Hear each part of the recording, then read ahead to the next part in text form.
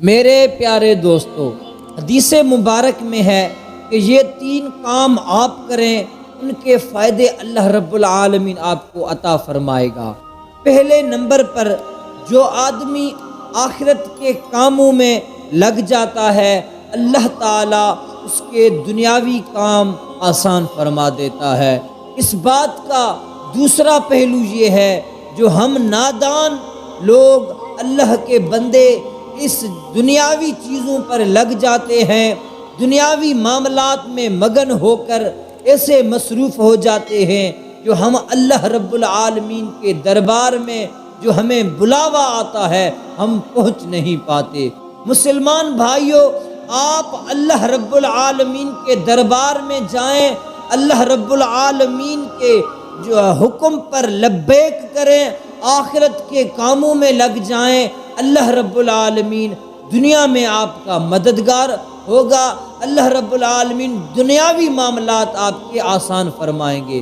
اور ہم ہیں دنیاوی کاموں میں لگ جاتے ہیں، آخرت کے کوئی پرواہ نہیں ہے کہ ہمیں مرنا ہے۔ اور مسلمان بھائیوں، ایک پل کی بھی خبر نہیں کہ کس ٹائم موت آنے والی ہے۔ تو مسلمان بھائیوں، اس لیے اپنے معاملات کو صحیح کریں، اللہ رب العالمین کے ہر حکم پر لبیک کریں، اور دنیاوی کاموں کا آپ ٹینشن نہ لیں، کیونکہ عزت اور رزق اللہ رب العالمین کے ہاتھ میں ہے۔ آپ بلا شک دنیا میں رہ رہے ہیں، دنیا میں ایسے رہیں جیسے ایک مسافر ہو۔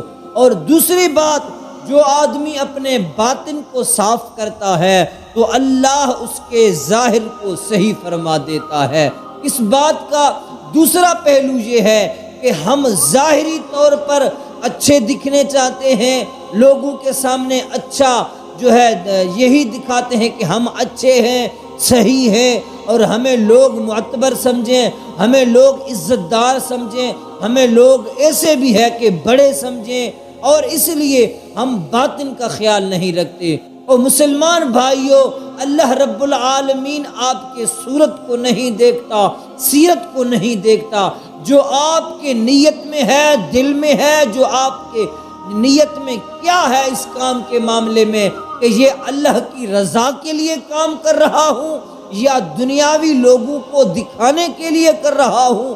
لوگ واہ واہ کریں کہ یہ بڑا عبادت گزار ہے، بڑا یہ اجر والا ہے، لوگوں کو فائدہ دیتا ہے۔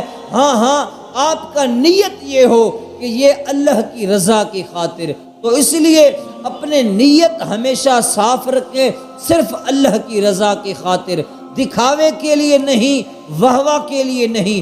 اپنا باطن صاف کریں، ظاہر آپ جتنے بھی میلے ہوں گے، اللہ رب العالمین کے مخلوق کے آگے آپ بالکل اچھے ہوں گے، کیونکہ ان کے نظروں میں اللہ رب العالمین نے وہ چیز رکھی ہوگی جو آپ کو اچھے سمجھیں گے وہ مخلوق۔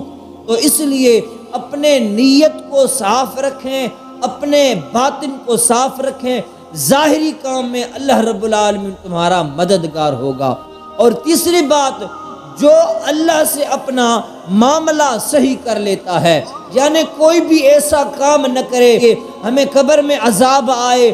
مسلمان بھائیوں، کوئی ایسا کام نہ کریں جو ہمارے محبوب کریم علیہ السلام کے سنت کے مطابق نہیں ہے، سیرت مبارک کے مطابق نہیں ہے، یعنی اللہ رب العالمین سے اپنا معاملہ آپ صحیح کریں۔ مخلوق اور تمہارے معاملات جو جتنے بھی خراب ہیں، وہ معاملات اللہ رب العالمین خود صحیح فرما دے گا۔ تو مسلمان بھائیوں، معلوم ہوتا ہے اللہ رب العالمین کے دربار میں آپ مخلص ہو کر اللہ کی رضا کے خاطر، کہ اللہ رب العالمین عبادت کے لائق ہے، اللہ رب العالمین مالک الملک ہے، اللہ کے خاطر آپ جو کام کریں گے، یقین مانیں اللہ رب العالمین تمہارا حامی و ناصر ہوگا، تمہارے ہر معاملات صحیح فرما دے گا۔